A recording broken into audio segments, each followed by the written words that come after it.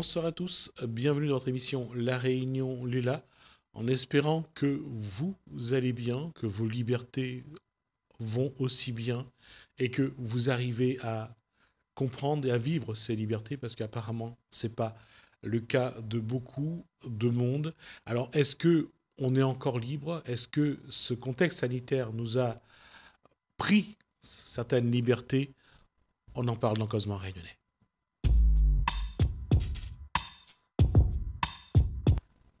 Bonsoir Guy Roger. Bonsoir Gismi. Alors, est-ce que ce contexte sanitaire nous a pris nos libertés? Une liberté d'action, certes. Une liberté d'agir comme on aimerait. Mais est-ce la liberté d'agir comme on aimerait? Parce que, tu vois, le problème, c'est que nous avons toujours vécu comme ça. Nous avons toujours voulu faire ce qu'on voulait. Oui, mais la question, ne commettons pas l'erreur de ne pas savoir ce que c'est la liberté vraiment. Oui. Justement. Alors, est-ce que c'est la liberté quand on dit que j'aimerais faire ce que je veux? Oui. C'est ça la question. Ouais. Comment définir la liberté dans notre façon d'être d'aujourd'hui? C'est quoi être libre? Il n'y a pas de liberté, Gismi. Je te dis pourquoi. Parce que, tu vois, cette liberté que l'on veut, c'est quelque chose qui est un idéal. On n'est jamais libre. Libre, ça veut dire ne plus avoir de tracasseries, ne plus avoir des peurs, ne plus être dans l'obligation, de faire des choses pour faire plaisir à quelqu'un. Parce qu'on est poussé, on est compulsif. Ça, ce n'est plus la liberté. Tu n'es plus libre d'être ce que tu es. Pour moi, cette liberté, elle n'existe pas. Elle est rêvée. Dans ce monde aujourd'hui, on le marque dans les frontons de nos municipalités. Mais liberté, égalité, fraternité. Mais ce n'est pas quelque chose que l'on vit. C'est quelque chose que l'on rêve. La plupart d'entre nous, c'est ce qu'on rêve. On voudrait être libre. Et il y a plein de choses qui nous empêchent de le faire. Donc, tu vois, cette liberté, elle n'est pas la liberté. Lorsqu'on étudie le droit, lorsqu'on va, pour ceux qui vont en première année de droit à la fac, une des premières choses qu'on étudie, c'est les libertés naturelles. Qu'est-ce que la nature nous permet de faire ou de ne pas faire? La nature te permet de faire beaucoup de choses. La vie te fait faire beaucoup de choses. Tu peux tuer, tu peux aimer, tu peux manger, dormir, et tu peux insulter quelqu'un. C'est la nature, c'est une liberté, ça. Est-ce que vous êtes plus libre si vous naissez comme une gazelle, un lion ou une lionne? Est-ce qu'on est plus libre si on est des singes? Est-ce qu'on est plus libre si on est un condor ou un aigle? C'est entre la représentation de la liberté et se sentir libre, il y a quand même parfois de sacrées différences. Alors, il faudrait savoir qu'est-ce qui nous empêche d'être libre. On est lié à quelque chose qui nous limite, d'accord? Nos limites sont quoi? Ce sont tout ce que nous avons appris, nos conclusions, nos idées. On est bloqué avec ça. On ne peut pas avoir une perception au-delà de tout ça. La liberté d'être n'est pas là. Parce qu'on a peur de voir en grand. Et voir en grand, c'est ça, la vraie liberté, de pouvoir s'émanciper de tout ce qui t'empêche de comprendre, de voir. Je vais être un peu terre à terre. Quand on a faim, quand on a soif, aujourd'hui, avec un monde qui a évolué, quand on a envie de regarder la télé, on a d'aller sur le smartphone, et qu'on accède à ses besoins, à ses désirs, à ses émotions, est-ce qu'on a la liberté d'y aller, ou est-ce qu'on est prisonnier de nos émotions? Bien sûr, on est prisonnier de ce qu'on veut, de ce qu'on désire, et le désir va de plus en plus fort, et on te fait croire que ce désir est important, Parce qu'il faut avoir le petit téléphone, le dernier cri des jeux vidéo et tout ça. Et quand tu as ça, eh ben, tu te rends compte que tu es esclave du plaisir que tu as avec ça. Ça, c'est pas la liberté. Et je vais caricaturer. Demain, vous gagnez 10 millions ou 100 millions à la loterie. Est-ce que vous êtes libre? Ben, tu seras dépendant de ça pour être libre. Parce que tu vois, cette liberté que tu penses pouvoir détenir quand tu as de l'argent et faire ce que tu veux, eh ben, la liberté n'est pas quelque chose qui a une cause. La liberté, c'est de pouvoir être totalement ce que tu es, sans être en frein avec tout le conditionnement que tu as. Donc, je vais caricaturer encore une fois. Bouddha, qui est resté 6 ans sous son arbre à méditer, a eu 6 ans de liberté. Parce qu'il buvait l'eau de pluie, il mangeait les crottes et les fientes des oiseaux, et il n'avait rien d'autre à satisfaire comme besoin. Oui. Et il restait là en méditation pendant 6 ans, je crois. Et cette prison qu'il a construite, c'est sa liberté à lui. Ben, je ne sais pas si c'est une prison qu'il a subie.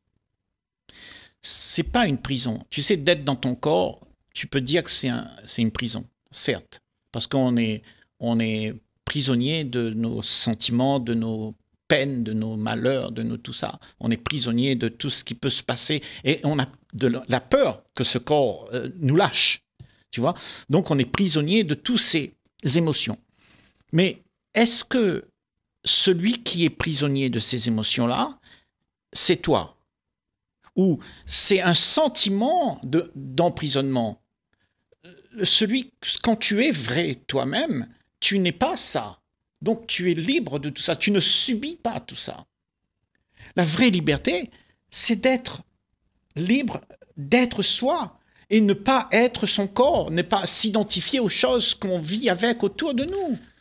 Ben, quand on prend une personne qui veut avoir un corps sculpté, qui veut être bien coiffé, bien habillé, la liberté, c'est de pouvoir l'avoir, ou c'est une prison qui vous oblige à être ce que vous allez être? C'est un programme qui te dicte la marche à suivre, et ce programme te fait croire, parce que c'est une illusion, il te fait croire que c'est ça ta liberté. Et donc toi, tu as le désir de cette liberté, de pouvoir faire ça. Tu comprends? Mais ce n'est pas la liberté, puisque c'est un programme qui te dicte comment tu devrais te comporter, comment tu devrais vivre. Mais tu n'es pas vrai à ce moment-là, tu n'es plus toi. Tu es en train de jouer le rôle d'un programme qui te dicte la marche à suivre. Et c'est là, encore une fois, c'est là la contradiction. Parce qu'on a l'impression que la liberté est une grande servitude. Ouais. La liberté dans ce monde, en tout cas, elle n'existe pas. Elle n'existe que dans nos têtes parce que nous voulons quelque chose que nous n'avons pas. La liberté, c'est d'abandonner le désir de vouloir. Alors tu n'es plus dépendant de ce que tu veux. Et là, il y a une liberté d'esprit qui va au-delà de toute la perception connue. De tout ce que tu peux vouloir, eh bien, tu n'es plus dépendant de tout ça pour être bien. Parce que celui qui veut être bien, c'est celui qui est dans le malaise.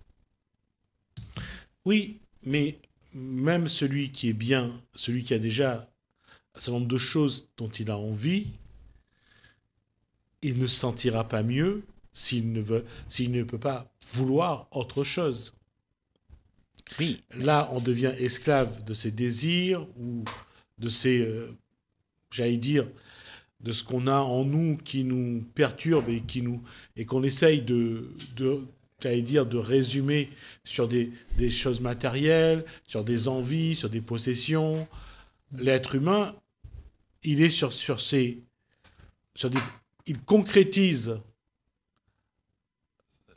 Il donne une forme, une valeur à ses émotions à travers souvent des choses matérielles. Bien sûr. Et ces choses matérielles, si tes émotions sont dues à des choses matérielles et que tu es dépendant de ces choses matérielles pour te sentir un peu mieux, alors tu es emprisonné par ton propre désir.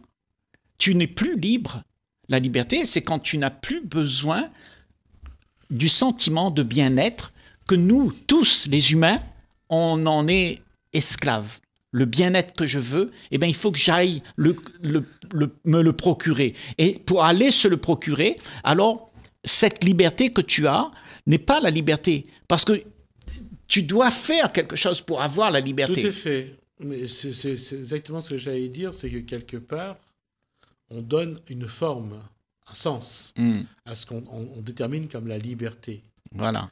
Mais la question, c'est entre la posture de dire « je suis »,« j'existe oui. »,« je vis oui. », et en tant qu'individu, mais surtout dans notre mental, notre psychisme, oui, oui. et entre les souffrances, les envies, la schizophrénie, tous ces troubles mentaux qu'on a qui nous perturbent et qui nous fait concrétiser ce que nous sommes à travers des objets, des envies, il y a une sacrée... Aujourd'hui, on est passé d'un état à l'autre sans s'en rendre compte, ou alors on s'est rendu compte, mais on n'a pas cherché les solutions. C'est-à-dire que la condition que nous avons aujourd'hui, elle est inscrite dans nos mœurs. Et ce que nous voulons, ce n'est pas d'éradiquer la condition. On veut juste améliorer nos conditions. Et on ne va pas chercher la racine de ce qui se passe vraiment. Pourquoi ? La condition humaine, elle est comme ça. Donc, c'est que nous-mêmes, nous avons créé un monde, nous avons créé une vie où on s'est mis en prison soi-même. Mais si on ne crée pas ça, si on peut comprendre la condition humaine et de la voir vraiment, de comprendre qu'est-ce qui se passe, alors qu'est-ce qui se passerait vraiment pour celui qui voit la racine de tout ce qui se passe là maintenant, la racine de tout ce que nous voulons, pourquoi nous avons peur, cette peur de ne pas avoir ce que nous voulons. Eh bien, tout ça, ça nous implique dans une activité où tout le temps, on est en train de figurer comment on va faire pour se trouver du bien-être.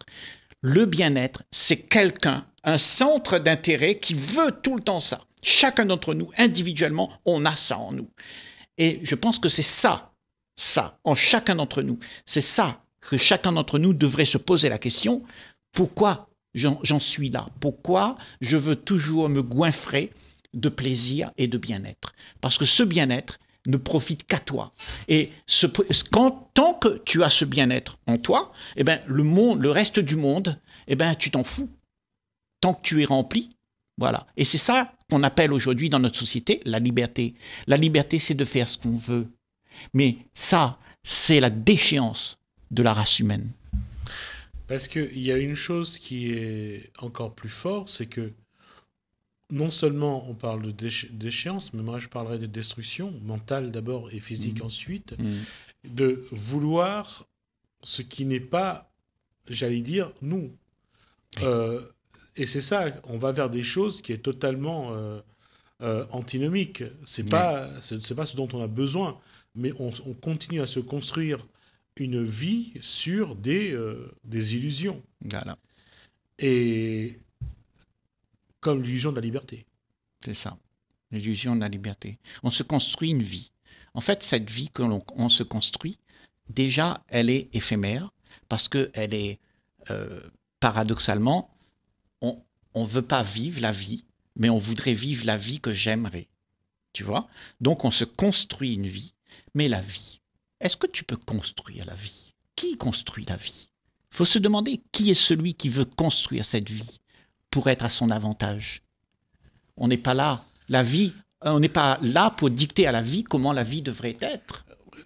Alors, on va essayer de se projeter à 30 000 ans en arrière, aux fameux chasseurs-cueilleurs. D'accord? Les seuls soucis qu'ils avaient, c'est de trouver à manger et de manger.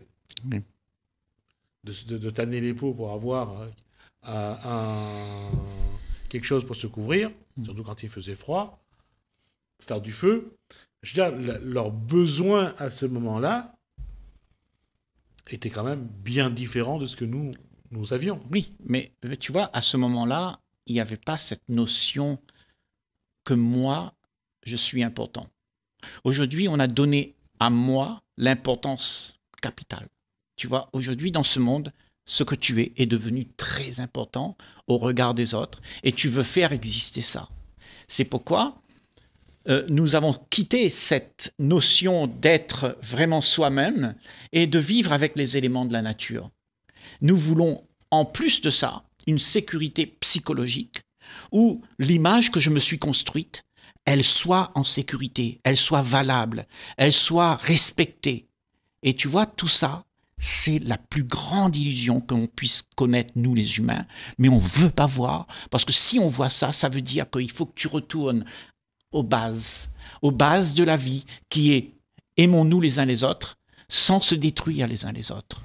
Si on revient à l'image, à l'exemple que j'avais pris, revenir aux chasseurs-cueilleurs, et effectivement, c'était pas l'individu, c'était la tribu qui était prioritaire. On chassait pour la tribu, on protégeait les enfants ensemble, on éduquait entre guillemets parce que c'est pas la même éducation qu'aujourd'hui, bien sûr. L'éducation a été faite ensemble. Je veux dire, il y avait une vie en commun. Mais Gismi, quand tu dis ça, tu sais, la tribu, le tribalisme d'antan, hein, aujourd'hui, c'est le même tribalisme, mais c'est glorifié. Nos sociétés sont ça. Nous faisons la même chose. Mais on l'a glorifié, ça, la chose, qu'avec la pierre, avec tout ça, on faisait des caves et tout ça. Maintenant, tout est glorifié.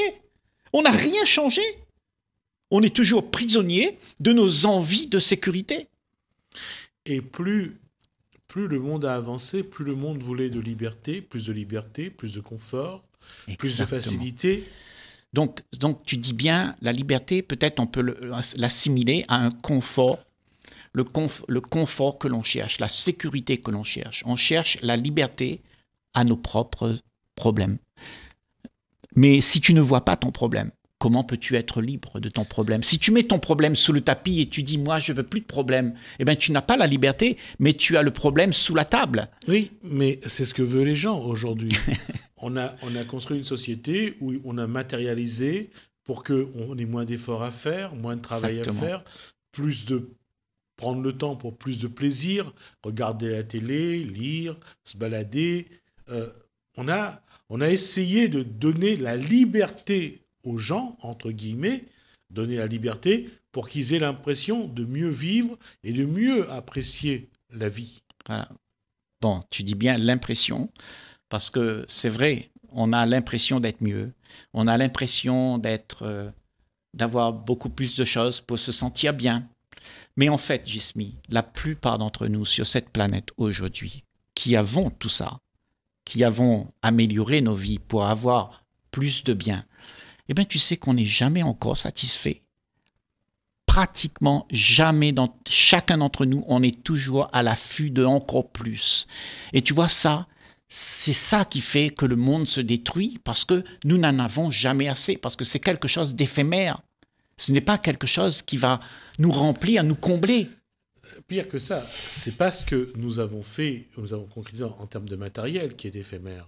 Ce sont nos envies qui sont éphémères. Bien sûr. Et changeantes. Oui. Et avec ces envies, nous avons créé une société qui ressemble à nos envies. Ouais. Tu regardes la société aujourd'hui, avec nos maisons, avec nos murs, nos murailles, mon petit barbecue, ma clé, mon alarme.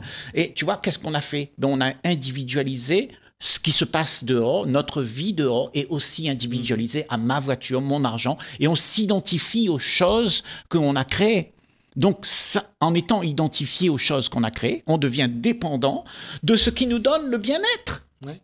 C'est tout. Mais ça, c'est cette liberté qu'on veut avoir, tout le monde cherche, tout le monde croit que c'est ça l'Eldorado. Eh bien, ça, c'est un leurre. C'est pas la liberté, ça. C'est l'emprisonnement. La vraie liberté, c'est juste d'être soi, d'accepter accepter que tu es rien, que tu n'as pas besoin de toute cette illusion pour être. Et quand tu es vraiment toi, alors il y a la liberté de voir l'existence avec une plus grande envergure, un plus grand respect, une unité qui ramasse tout le monde ensemble. Et il n'y a plus chacun dans son petit monde. Et c'est ça la liberté. La liberté de l'être humain, c'est de pouvoir sortir de sa petite bulle, toute petite, où il ne voit pas plus loin que le bout de son nez. Et le problème, c'est que l'individu, au lieu d'essayer de se libérer, et là on parle de liberté, de ces éléments qui l'emprisonnent, exactement, oui. Il ne fait que construire de plus en plus d'éléments qui continuent à l'emprisonner et à lui enlever sa liberté. Et la bulle, elle devient plus grosse. Et on devient tous obèses dans cette bulle. Et quand on est tellement obèse, on ne peut plus même marcher. On a des difficultés à vivre. Parce qu'on s'est empilé de choses et des choses et des choses. Et toutes ces choses nous contraignent à vouloir les cultiver encore plus. Parce que nous cultivons notre zone de confort. Et la zone de confort, c'est celle dans laquelle on s'emprisonne. Mais on ne sait pas, parce qu'on te fait croire. Et non, pas seulement on nous fait croire, on s'arrange aussi pour le croire. Bien sûr, bien sûr. On est le premier responsable. Chaque individu est responsable pour lui. Exactement, exactement. Exactement. Mais dans le monde, tu sais, la masse conduit la masse. Tu sais, le mouton qui est dans le troupeau de moutons, ben, il va dire à l'autre mouton, ben, fais comme ça aussi, parce que, tu sais, c'est dangereux, ça, tu vois. Donc, tout le monde dit à tout le monde comment faire, mais personne ne sait. Tout le monde dit à tout le monde, aimez-vous les uns les autres, mais personne ne fait, parce que c'est une illusion, c'est un espoir, c'est quelque chose qu'on n'a pas concrétisé pour soi-même. Et quand tu fais ça toi-même, quand tu es libre toi-même, quand tu as vécu vraiment la vie toi-même, alors tout ce qui se passe autour de toi n'a plus d'importance. Et c'est un paradoxe quand on parle de loi naturelle. Quand un troupeau de buffles reste bien groupé, quand des lions se présentent ou des prédateurs se présentent, ils ont la liberté de se dire on va se mettre ensemble. Mais est-ce que c'est une liberté ? Ou c'est une obligation? Ben, c'est un sens commun. Tu sais, il ne faut pas... tu sais, ta main, tu vois, il y a un petit doigt là. Le petit doigt, il n'est pas libre du corps entier. Il doit être là. OK? Ouais. C'est quelque chose qui est primordial pour que tout puisse marcher dans l'harmonie et dans l'ordre. Donc, on a tous sa place. La pensée que tu as, le désir que tu as, elle a sa place. Mais si tu la déplaces dans un endroit où elle va détruire l'harmonie, alors c'est un désir néfaste. La question est de savoir quelle place doit avoir la liberté dans la vie de chacun et de chacune. Je pense que c'est la question qu'on va garder en suspens. On va essayer d'y réfléchir et on verra si on trouve ne serait-ce qu'un début de réponse. Merci Guy Roger pour cet échange. Merci à vous de nous avoir suivis. Merci Alain, merci François. Je vous dis à bientôt. Merci.